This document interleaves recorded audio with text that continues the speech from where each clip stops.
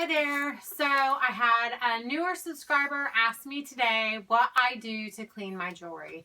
And I thought it was probably a great thing to do a video on instead of just answering, because I'm sure lots of people have the same kind of questions, right?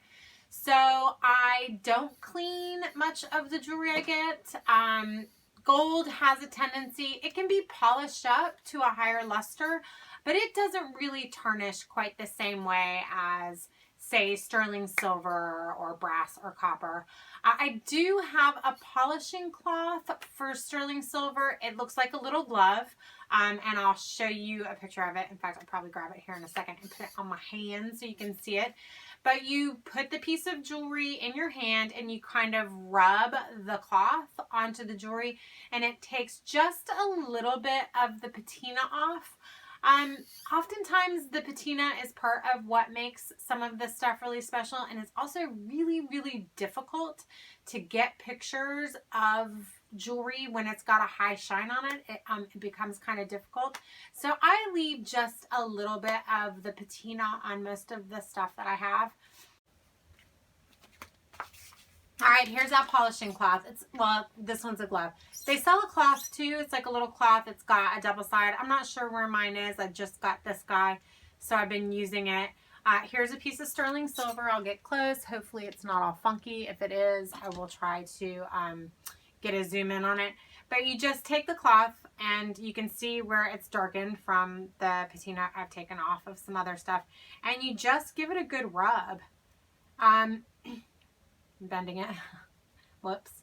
So you rub and rub, and hopefully if I rub enough, you'll be able to see the difference between this section here that I've got, and I won't force you to watch the whole thing, maybe. Oh yeah, you can totally tell. So I'm going to zoom in on that for you. So sorry, I've got the glove on, so it's giving me a hard time. So this section,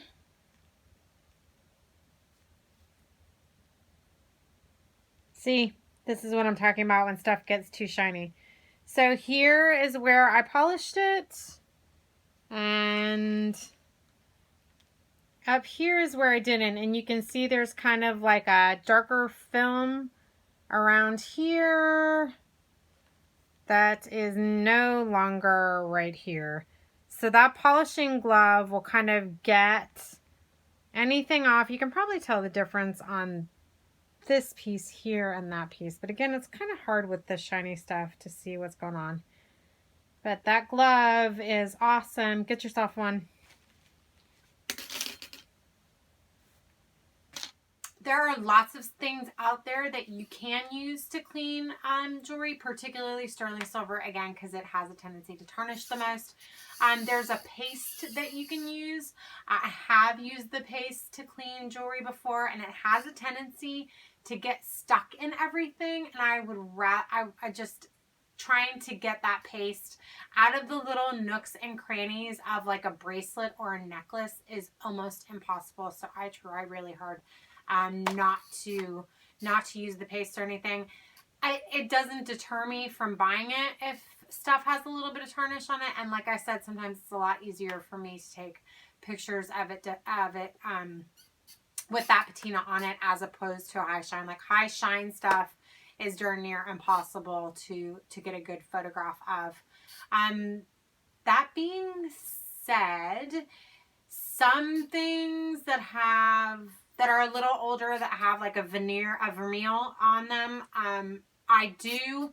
Now, if there's a gold overlay or gold vermeil on a piece of sterling silver, you'll get some of that tarnish as a seepage through on the gold. And for the longest time, I had no idea what to do with it. Like, it just perplexed me.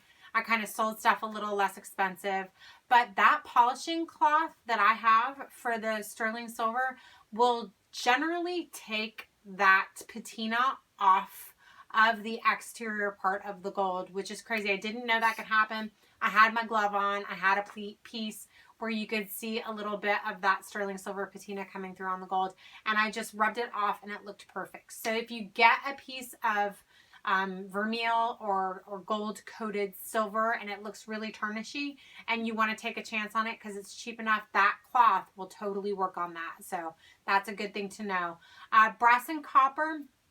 Again, I don't often polish stuff up, but there are pastes for brass and copper that you can use, and usually they're solid.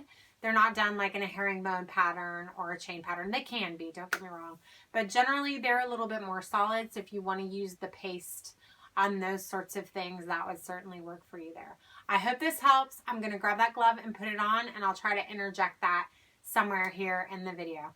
Have a good day. Make sure you subscribe to my channel. I'm going to have a link for that. I'm also going to have a link for another video, so click on that and check out my other videos.